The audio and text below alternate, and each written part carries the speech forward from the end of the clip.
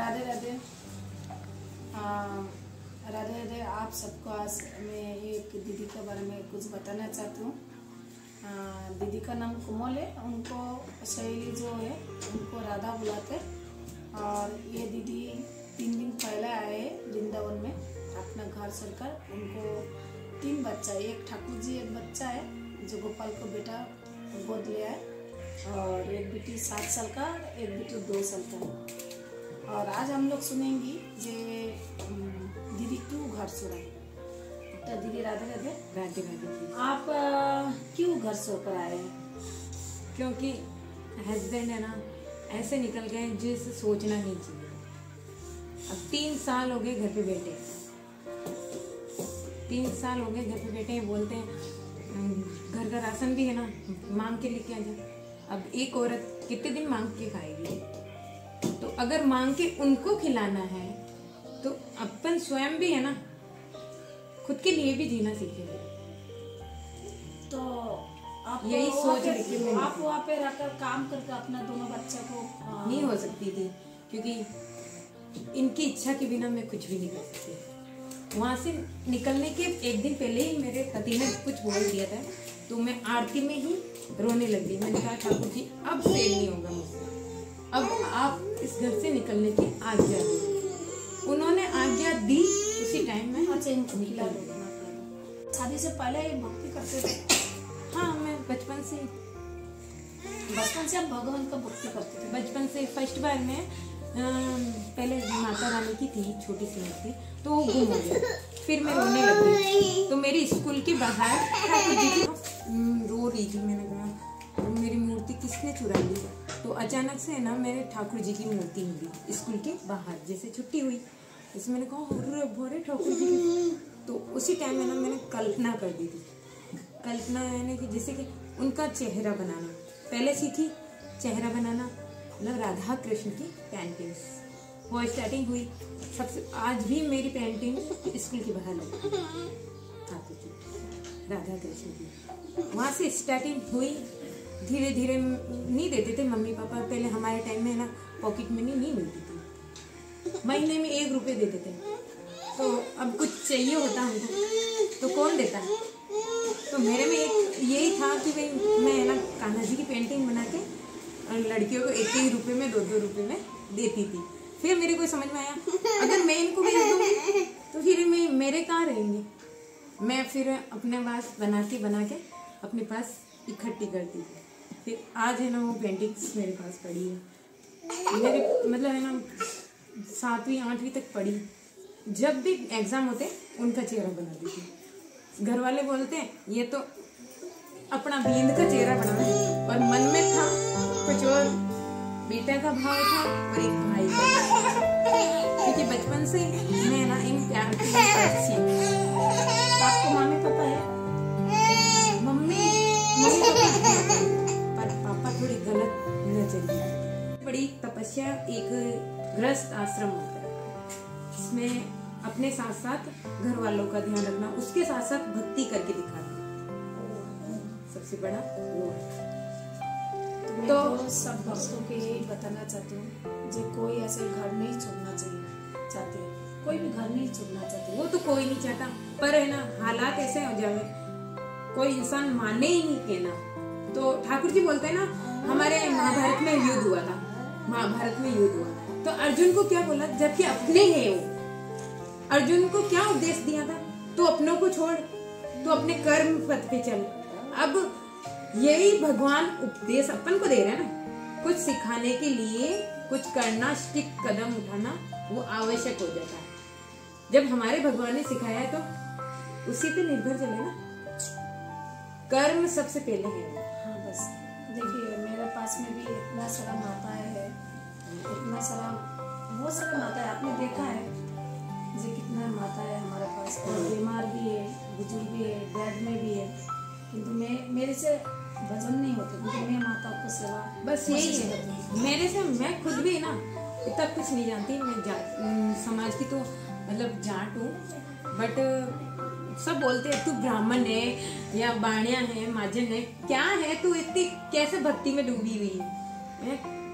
कर्म से है ब्राह्मण, जन्म से नहीं होते, अपने कर्मों से होते हैं कर्म। कैसे क्या है,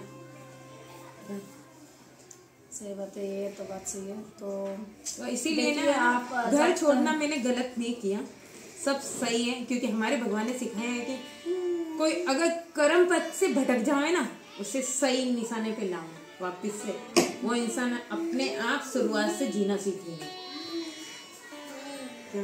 हाँ, कुछ गलत नजरिए से कदम बाहर निकाले तो वो सख्ती से नहीं करना चाहिए, सही में गलत है। चलिए, आज सब आप लोगों को जो दीदी है उनको कुछ बात में आप लोगों को सुनाए, तो बस आप लोग भी भगवान से ये प्रार्थना करिए।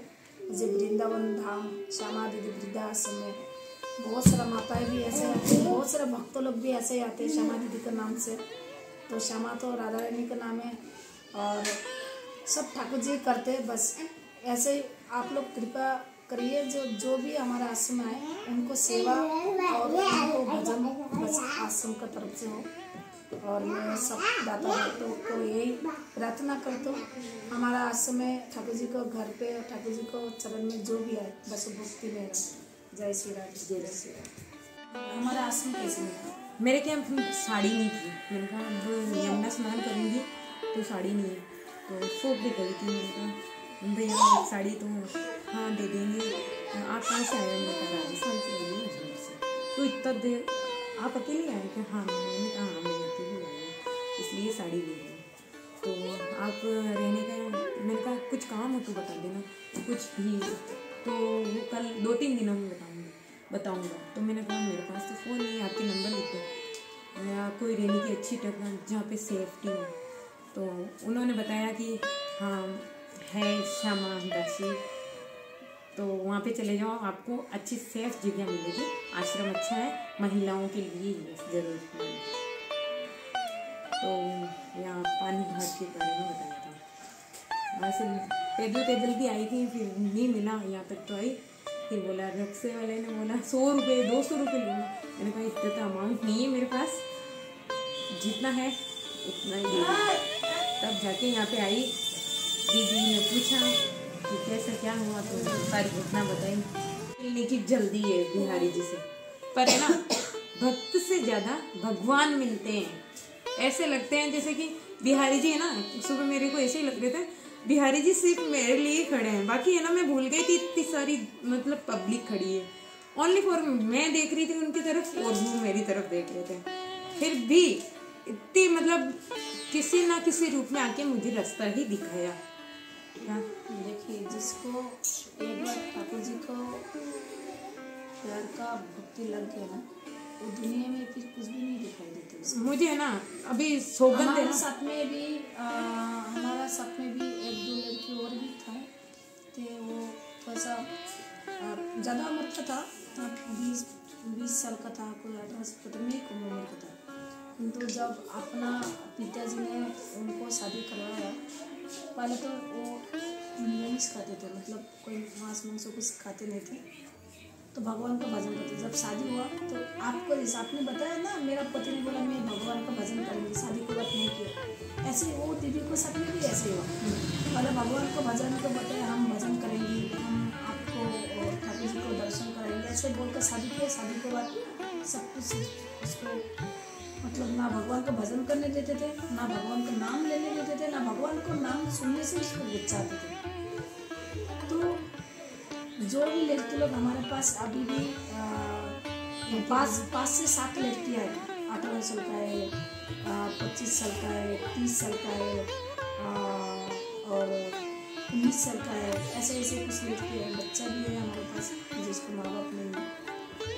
तो उन लोग आए हैं तो सब लोग बोलते थे नहीं इनको नहीं रखिए। मैंने बोला देखिए भक्ति करने आए, भक्ति करने बाद बिगड़ने नहीं करना चाहिए, भक्ति लाने और लेकर आना चाहिए, लेकर आना चाहिए।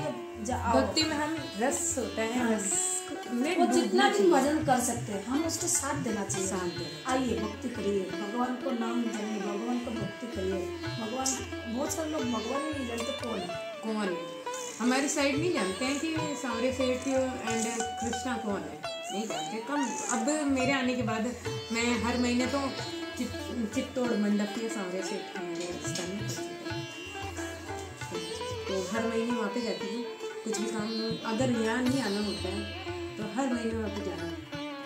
और अभी क्या है ना, 3 साल हो गए, इन्होंने ताना दे दिया था, तेरे ऊपर पूरे पैसे खर्च कर दिए।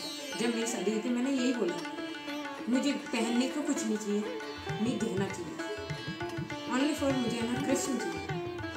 हर महीने या नहीं हो सके पॉसिबल तो इस साल में एक बार वृंदावन जरूर जाऊँ। उसके लिए मुझे कुछ भी कीमत देनी पड़ती है, क्योंकि मैं संसार वालों से कभी प्रेम करती नहीं। बस मैं तो यही एक ही बात बोलूँगी, बता तो सबको, जो भी भक्ति करना चाहते हो, जो भी भक्ति मन में आना चाहते हो, सबको उसको साथ देना चाहिए। हाँ, आप अपना घर जाना चाहते हैं जाइए, भगवान का भक्ति मत छोड़िए, भगवान को भक्ति करिए। देखिए आपने बोले एक भगवान एक गोपाल का आपने गोद लिया, वो भी आपका बच्चा ही है, बच्चा है, आपको उसको देखभाल करना चाहिए। आपको बेटी है तो उसको भी आपको देखभाल करना चाहिए। पर है ना, उन्होंने इतना हक दिया है मुझे कि है ना, उनको कैसे चलाना है पता नहीं, इतना हक दे रखा है कि एक बात बोल दो ना तो वहीं पे बैठे रहे। अभी मैं है ना उनको बोल के आई हूँ, आप मेरे साथ है ना मूर्ति यहाँ पे रह जाना, प्राण मेरे साथ है, चाहे ये लोग कुछ भी करें मूर्ति के साथ में मुझे कोई फर्क नहीं पड़ता, क्योंकि प्राण मेरे साथ आए और ये यकीन है मुझे। भले ही कुछ भी मुझे ब्लैकमेल करेंगे, अभी मैं नहीं करूँगी तो वो बोलेंगे तेरे लड्डू गोपाल को वो ऐसा कर दूंगा, वैसा कर दूंगा, ऐसा कर दूंगा, वैसा कर दूंगा। तो कर उसके साथ में कुछ भी करना चाहें तो उसको लेकर आना चाहिए था आपको। इतना टाइम नहीं था। उन आपके घर से निकलते वक्त मैंने उनको पोशाक पहना के आई। मैंने कहा अभी है ना ये जल का कलसा पड़ा है और ड्राई फ्रूट्स रखे हुए थे, तो ये खा लेना, और जब तक आपके डैडी को मैं सबक सिखाऊंगी, ठंड भी है ना ये भी कंट्रोल कर दूंगी, हर आप जो बोलोगे वो कर दूंगी। इतने में है ना पास में ही भरतपुर हमारी ट्रेन थी और पास वाली ट्रेन भी भरतपुर में थी। वहाँ पे 2 शख्स बैठे हुए थे, वो आए, मैं क्या और कोई विरोधी था, मैं कान्हा जी की 2 भी भक्त मिल जाए तो मैं चर्चा करने लग जाती हूँ। तो वो लोग विरोध करने लगे, तुम भगवान के ऊपर बैठ जाओगे तो वो भगवान थोड़ी ना डाल देगा। तो अब पूछो कि जो चींटी है इतने सारे पत्थरों में रहती है, वो क्या कर्म करती है? कुछ नहीं करती ना। पत्थरों के नीचे भी है ना भगवान की कृपा हो तो पितरों के नीचे भी है ना कण कण में दाना मिल जाता है। क्यों? क्योंकि भगवान है ना भूखे पेट सुलाता नहीं, उठाता है पर सुलाता नहीं, ये विश्वास है। तो भैया बोले हाँ दीदी हम भी पति बिहारी जा रहे हैं, राधे राधे। मैं कहा हाँ राधे राधे। दीदी आप तो इतने ठंडे हो, कहाँ से आ रहे हो, अकेले सफ़र तय कर रहे हो? कहाँ अकेले कर रहे हो? दूसरों ने तो बोला अकेले लेडीज़ का जाना ऐसे सफ़र करना अच्छी बात नहीं। मैंने कहा है ना खराब नज़र वाला होगा उसे जवाब ये देंगे कि दुखिया के मत सता, दुखिया के मुखिया को पता चल जाएगा तो तेरी खैर क्या होगी। मैंने कहा यही पॉइंट मारा। मैंने कहा है ना जो विरोधी है ना और जो भगवान की आस्ती है, उन्होंने बोला कि दीदी आप टेंशन मत लो, ये लो मेरा कोट। और जो है ना विरोध कर रहे थे ना उन्होंने विश्वास किया कि हाँ बिहारी जी का सच है ये पर्चा, कि आज नहीं तो अनजान शख्स कौन दे देगा ऐसे कोट उतार के, और कौन मतलब बच्चों को कुरकुरे वगैरह। 2-3 जने मेरे पास पैसे नहीं थे, बिल्कुल मैं खाली थी, कुछ भी नहीं। तो एक जने ने कहा लो दीदी 400 रुपये रख लो। मैंने कहा नहीं कि आप इनको मतलब बिहारी जी की मर्जी समझो, तो उसके आगे मैं मना नहीं कर सकी, वो रख लिए। फिर एक और आदमी है, कुछ भी मदद चाहिए किसी भी जगह नंबर लो मेरा, एक कॉल कर देना, मैं वृंदावन में ये जब मैंने सोचा इतनी शक्ति तो किसी में नहीं है बिहारी जी के अलावा। कदम कदम पे मेरे साथ थे जब तक मैंने